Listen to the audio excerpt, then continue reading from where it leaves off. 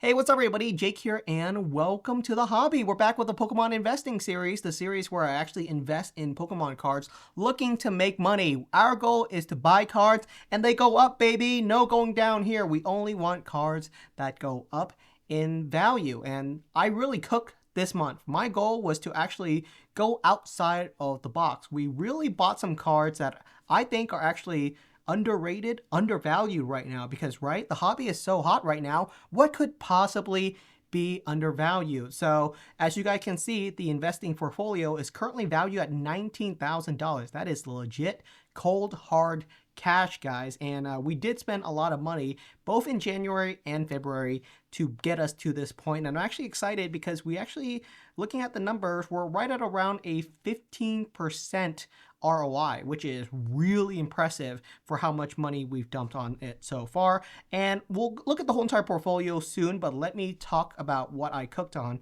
for February. First item up, we got ourselves a Pokemon Center Crown Zenith Elite Trainer Box Plus. I picked this up for $350 and it's currently valued at right around $400. We got like $20 or $30 off this box by buying it 2 or 3 weeks ago. And it's been climbing. Crown Zenith has absolutely been climbing, and that's not a surprise. Most sealed Pokemon card products, especially the desirable ones, are absolutely starting to climb. That's actually the only sealed product that we picked up so far for February. We got a bunch of other really cool cards though, and I think you guys are going to like this because we kind of went outside of the box for a lot of these. First card that we seriously picked up include the Lugia GX Rainbow Rare card. We are going hard into Rainbow Rares. Why am I doing that? A big part is that these cards are incredibly rare. They're from a lot of Sun and Moon era Pokemon card sets that are incredibly hard out of print. Most of these booster boxes, like a Lost Thunder booster box, is going for thousands of dollars right now. And the Lugia GX is an incredibly desirable chase card from this set, and I actually got a really good deal on it. We picked this one up for $950 as I'm looking at my price paid chart. Collector actually has it going for $1,300, which is really solid. So you can see that some of these cards have been jumping. So I picked these up as cards are climbing. So I won't say I did a good job picking these up just because everything is kind of climbing right now. But yeah, we are going hard into Rainbow Rare cards. The next Rainbow Rare that we picked up includes the Gyarados GX. I picked this one up for $420 and collector currently has it valued at $360. So did I make a mistake? Did I buy this when it was actually a little bit too expensive? I don't know. It's obviously from Crimson Invasion, which is not a super crazy set, but it's the Gyarados Hyper Rare card, and I think for $360, and considering how low pop a lot of these PSA 10s are, it'll be interesting to see if I actually got them for too much or too little. We'll see, because these have not really climbed for the past 9 years that they've been around, but I think they are actually underrated. I think the Rainbow Rares are actually kind of underrated right now. Next card up, we got ourselves the Rayquaza GX, and this one I actually think I did a good job picking up. Let's see what collector currently thinks. I got it for $700 and collectors currently value it right around $950.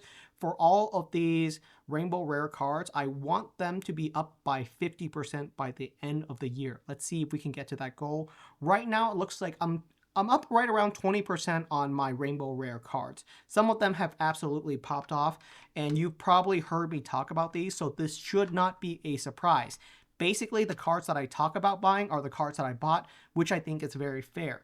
The next card up includes the Umbreon GX Rainbow Rare. I picked this up for $700, and we got 2 copies. One copy I bought 3 or 4 weeks ago from LA Collector Expo for $700, and I just picked up a second copy from my buddy Wes at Collectopia for also $700. So we got 2 copies for $700 each.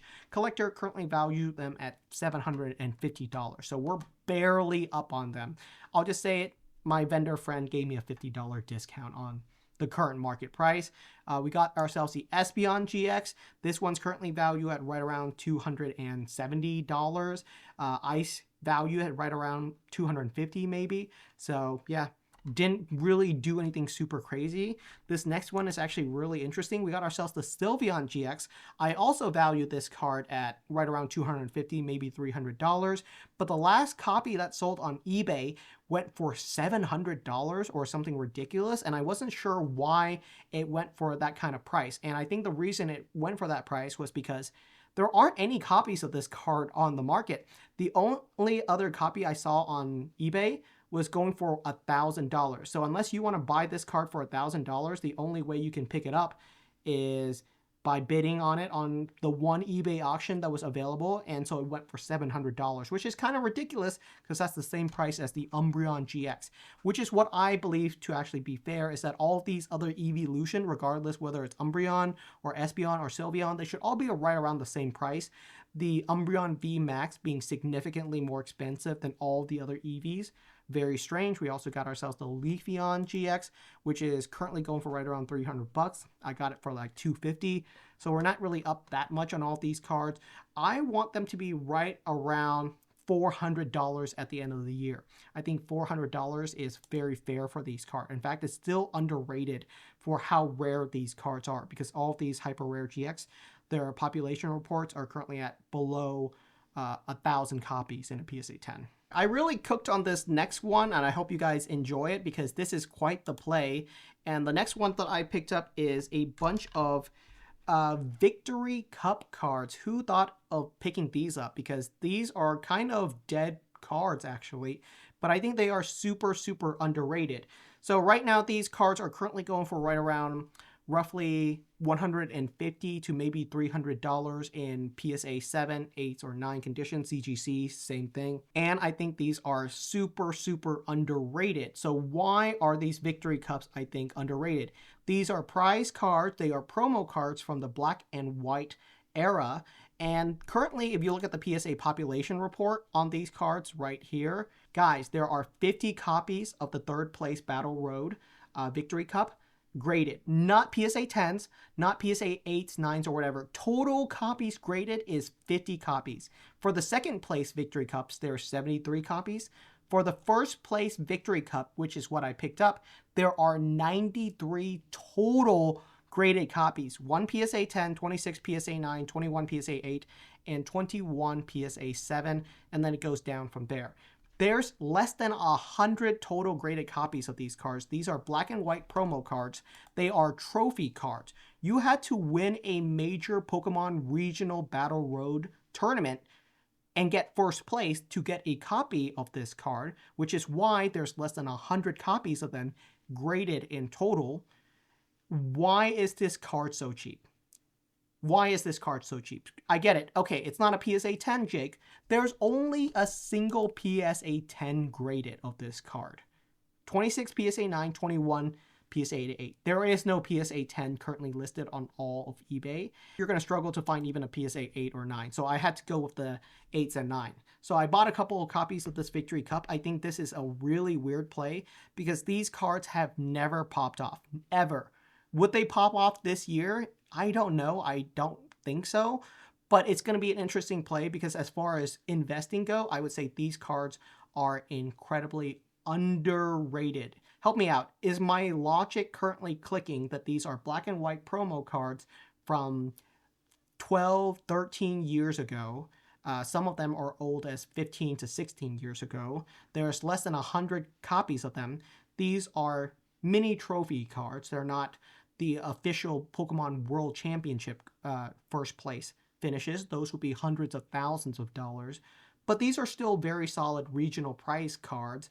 You're not going to find a PSA 10 of them. The next best copies would be the 8s and the 9s. In fact, if you look at the PSA 9 population report, there's only 26 of these out there. I have one of the 26, I guess, in my hand. This has to go up, right?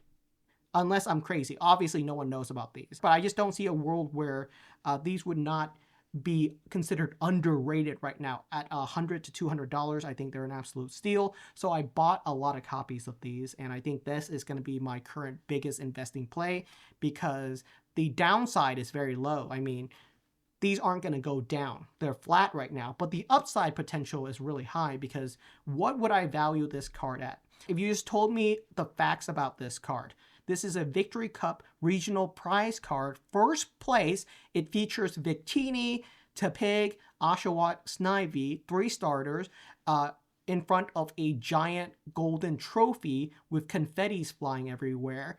It's a 13-year-old promo card, and there's only 23 copies of it graded in a PSA 9. I would say, well, based on just that information, nothing else about this card, just based on all the information you told me about this card, I would have to value it, I don't know, like $5,000 or $10,000. That's, if that was really what you told me about this card, I would have to value it between $5,000 to $10,000. So it disconnects me when I see this card's current value at right around $100 to $200. So this is my big investing play.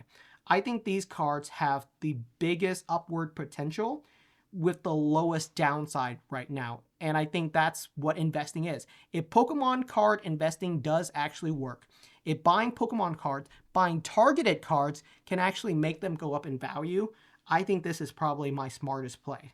And if I'm an absolute idiot from doing this, then maybe Pokemon investing is just not what it's cut out for me.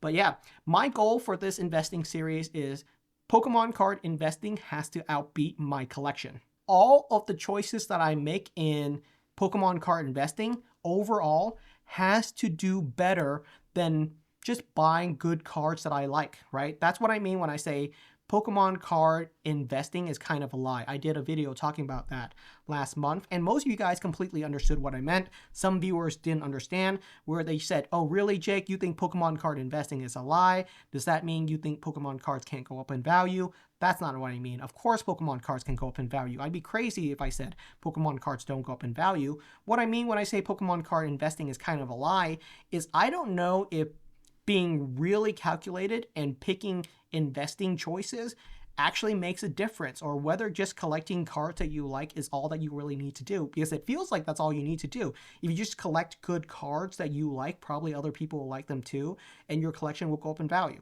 So this investing series has to beat my collection, my normal collection, in terms of climb, for me to say, yes, Pokemon card investing is a legit activity, and I was able to do it. So let's look at how well we've done so far. We got a lot of really cool cards in our collection.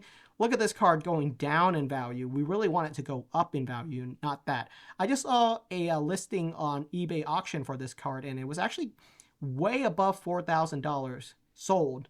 So I don't think this number is going to stay red for very long. The Gengar V Max has done really well for us.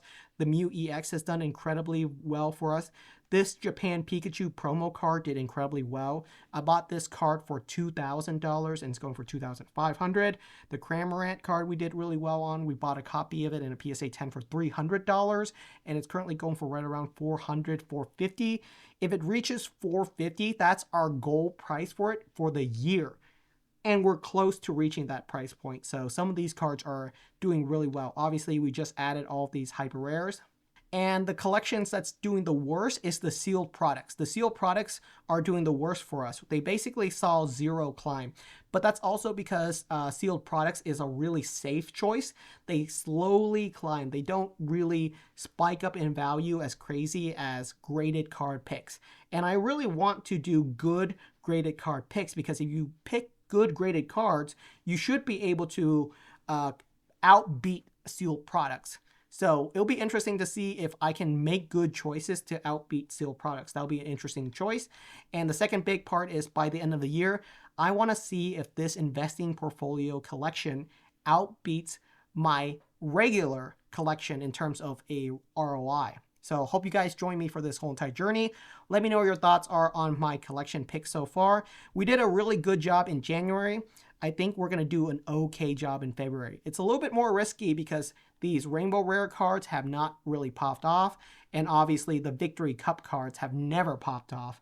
But I see a lot of potential here, so we'll see where they go. Thank you so much for watching, and I'll see you guys next month.